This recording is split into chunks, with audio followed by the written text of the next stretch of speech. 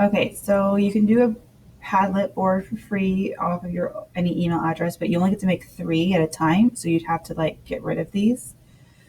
If you want to create another one, you can be part of as many as you want, but you can only own 3 of them. So that's why the district actually made a district level one. There's only 300 accounts for teachers. So if Jill wants it, she'll need to get in on that ASAP. But for the district one, we can have as many. So you go over on this side, you can see that I have a lot more. To make a Padlet, you add this. You can choose different types. One thing I like to do also that we discovered yesterday was go to the gallery, and this has different ideas of things that people have done with Padlet that are really, really cool. So even like a weekly planner is in here.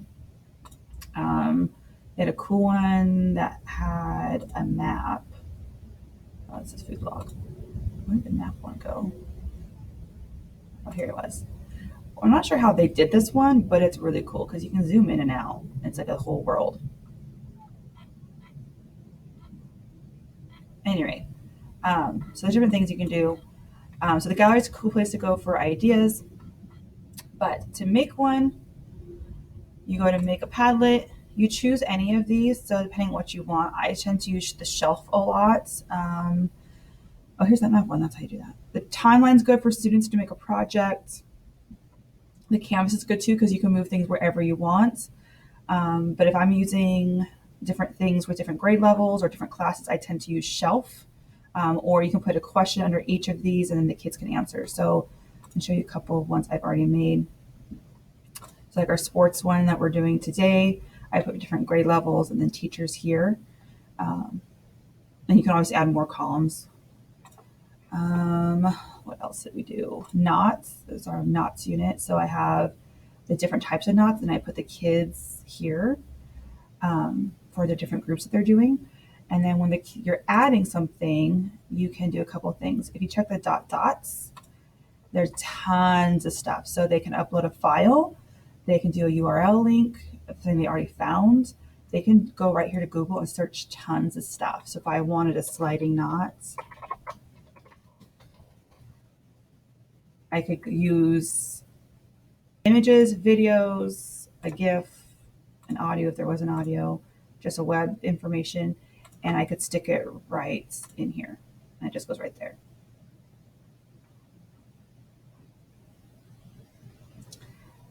And that's it. You can also, I've used is a snap so they could take a picture of something with their camera on their computer or a video as well. I've used this one in EL class where they did a voice recording. So they had to find a GIF for their answer. I think the question was, if you had a superpower, what would it be? And then they had to put their GIF on here. So they searched using this one. And then they had to do a voice recording with it to explain and rationalize it. And then off of that, I allowed students to make comments. And so then they had to respond to other students as well. So there's different ways that you can do some interaction. They can do drawing, they can record their screen on here as well. So if they're going to show you something, they can do that. So it's kind of like Screencastify location, or if they want to link to another one. So there's lots of different options they can do if you use the dot dot. I tend to teach students to use the dot dot versus looking at these just because it teaches them to go to more of the options. And let me see what else. Archive. This one will show like where I've done it with students where I had 3 questions and they come through. Now what happened was that they're all anonymous is that I had this as my personal account and the students signed in. So that's a key thing, making the kids sign in because it'll put their names up here. But then I imported this one into my new district level account and it changed all of them. So that is kind of something that was a bugger. So one thing will be making sure that the kids all sign in, make sure that they do that first. So that you can see their name here instead of it saying anonymous. Once you make one, it'll walk you through everything. So let me go back, I'll show you. Make a Padlet. Let's just choose a timeline. So you can change, they'll always give you something crazy. You can change this to whatever. And then I put this here, but this is the same thing I usually will put into Google Classroom. So put whatever you want. The icon I like to use also just because it's something fun. You can also add your own. So you can search images. So if I did leaf, if I want to be transparent, a better option. You can also do a GIF, which is actually kind of fun. Actually, let's do.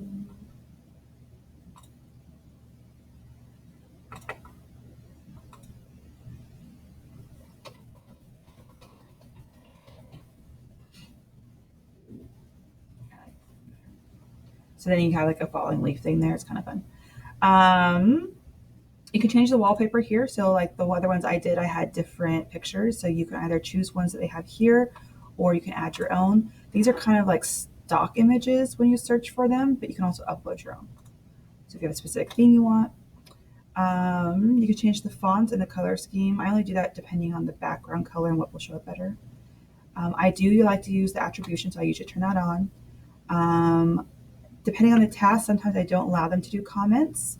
Instead, I'll have them do reactions.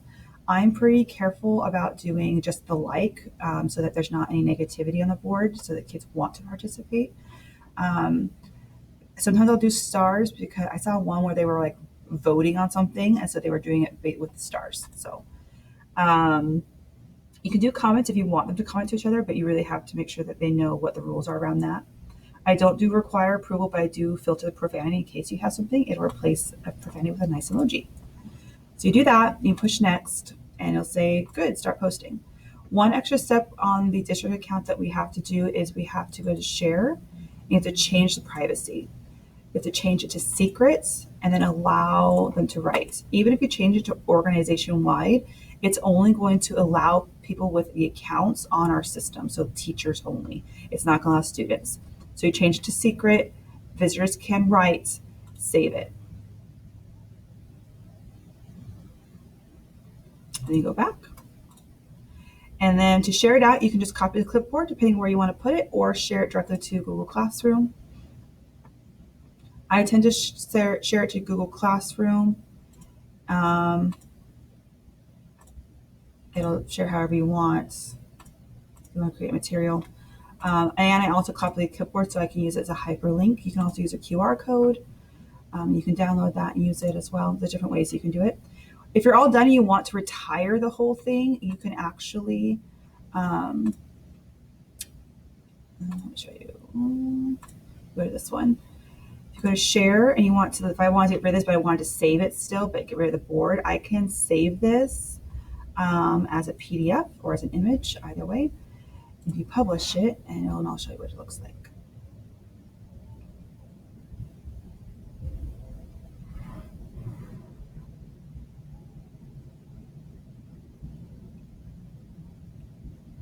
The nice thing about PDF is you can save it. And sometimes I'll save it and I'll load it up to the classroom so they can look at it and we can have it for later. But then I can get rid of the board and I don't have to keep it.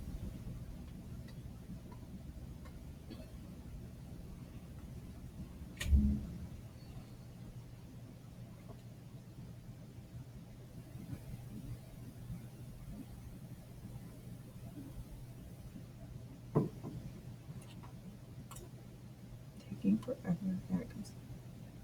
And also it'll save looking like this. So it saves all the posts on there. So if you ever need to keep it for later, and then you can just save this directly to your computer, or if you want to save to your drive, you click print, you can go to Google Drive, advanced settings, and give it a name, and it'll save it into your drive. So that's an option also.